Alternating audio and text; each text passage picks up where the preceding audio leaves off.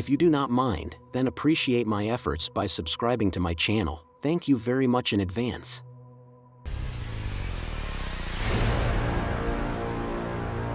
By the 1st of August, the Russian units of the Wagner private military company approached the outskirts of the city of Bakhmut.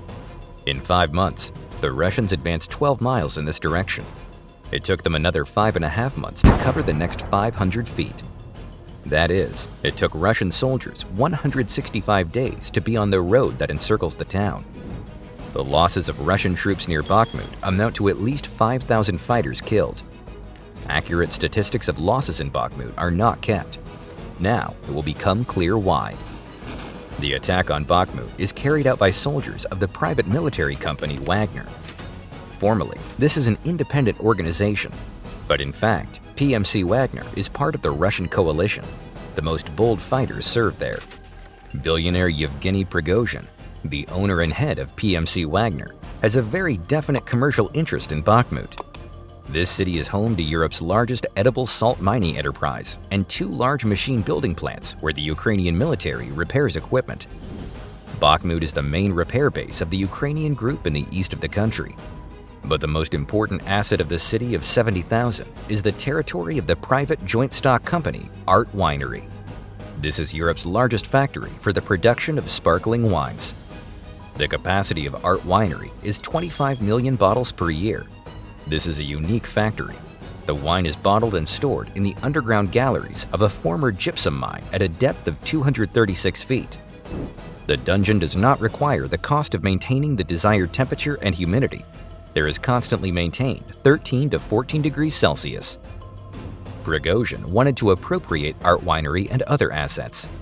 Therefore, the Russian billionaire spends about $100 million a month to maintain his army. The costs are justified. If successful, the Bakhmut machine building plants will immediately receive orders for the repair of Russian military equipment.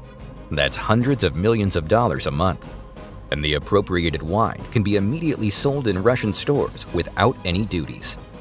The Russians used the same scheme of theft in the summer when they stole millions of tons of Ukrainian grain in the Luhansk, Kherson, and Zaporozhye regions. At the beginning of the war, when the Russian billionaire and owner of a military company focused on capturing Bakhmut, the command of the Russian army did not show any interest in this city. From a military point of view, Bakhmut is of little tactical or strategic importance. In addition, the city was initially well fortified. The headquarters of the Ukrainian 54th Mechanized Brigade is located in Bakhmut. This super combat-ready formation is one of the best in the Ukrainian army. The capture of Bakhmut required a lot of soldiers, equipment, and ammunition from the Russians. In the spring, summer, and autumn, the Russian command had more important tasks: to hold positions near Kharkov and maintain a foothold on the right bank of the Dnieper in the Kherson region. Therefore, all forces were concentrated in these areas. However, the failures still forced the Russian generals to pay attention to Bakhmut. But the city was at the center of events by accident, because Putin has been without victories in Ukraine for too long. If the military conflict drags on, it begins to live a separate life. The stakes are going up. No pity, no truce. Any mistake becomes fatal. This is how the metaphysics of war manifests itself. When the Russian general staff became interested in Bakhmut, the owner of the military company was afraid that his victory would be stolen from him. Prigozhin directly promised Putin that he would capture Bakhmut on his own. The Russian president gave him carte blanche to do anything in exchange for the success he could bring to Russian society. Usually, such fortified areas are bypassed from the flanks, and then the risk of being surrounded forces the defenders to withdraw. A frontal assault means an overexpenditure of resources, many victims, and little results. But Prigozhin had one unusual and inexhaustible resource that allows him not to count losses. These are prisoners of Russian prisons. The statistics of the Russian prison department, published in mid-November, showed that in October 2022 alone, the number of prisoners in Russian prisons decreased by 13,000 people. Approximately the same number of prisoners left prisons from January to September. When journalists drew attention to these statistics, the Russian Federal Penitentiary Service classified data on the number of prisoners. It turned out that Prigozhin was recruiting prisoners into his private army. In a civilized society, such an approach is considered barbaric. The condition for Wagner PMC recruits are simple: a 6-month contract in exchange for military status and the annulment of the term left to serve. Conditions in Russian prisons are so brutal that many prisoners sign contracts, although it is obvious that this is a one-way ticket. The tactics of the Wagner PMC squad commanders are extremely simple and cruel. Ukrainian positions are stormed by recruits in groups of 7 to 12 people. During the day, there are several sorties, both at night and during the day. One milestone takes from several days to several weeks. Retired, killed, or wounded fighters are replaced by new ones. The task of the attackers is to gain a foothold at a given position at any cost. The squad leader monitors the actions of the fighters from the drone. Experienced and valuable fighters of PMC Wagner during the moments of assaults perform the functions of blocking detachments. If one of the fighters tries to leave the battlefield, retreat, or surrender, he is killed by a sniper. If everyone is to blame for the failure, then the group is covered by friendly mortar or artillery fire. The dead bodies of ordinary soldiers of Prigozhin's army remain lying on the battlefield. The following are added to the corpses of a month ago, and the new ones are placed on top. A heavy cadaverous smell hovers around Bakhmut, but vultures do not fly here, and flocks of hungry stray dogs do not roam, because even animals and birds are afraid to be on the battlefield. No one takes out or buries the bodies of the dead Russians. Relatives of the dead Russian soldiers of the Wagner army will never know where the bodies of their loved ones are.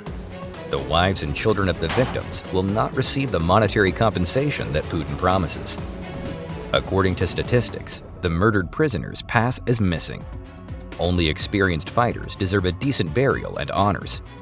Crazy Russian billionaire Prigozhin calls it natural selection. The English naturalist Charles Darwin is probably turning over in his grave from the fact that in Wagner PMC they follow his theory. When your opponent does not consider losses, it is incredibly difficult to resist them. The doomed Wagner PMC recruits go on the offensive in hopes of survival. The commanders promise them life only if the position is captured. But in fact, the captured 100 to 150 yards does not guarantee survival.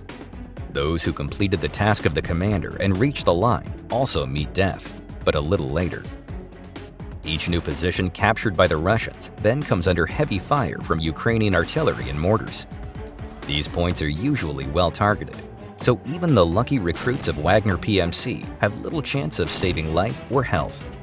In such a situation, a serious injury is considered a lucky ticket. We have already mentioned the 54th Separate Mechanized Brigade, which remains the core of the defense of Bakhmut.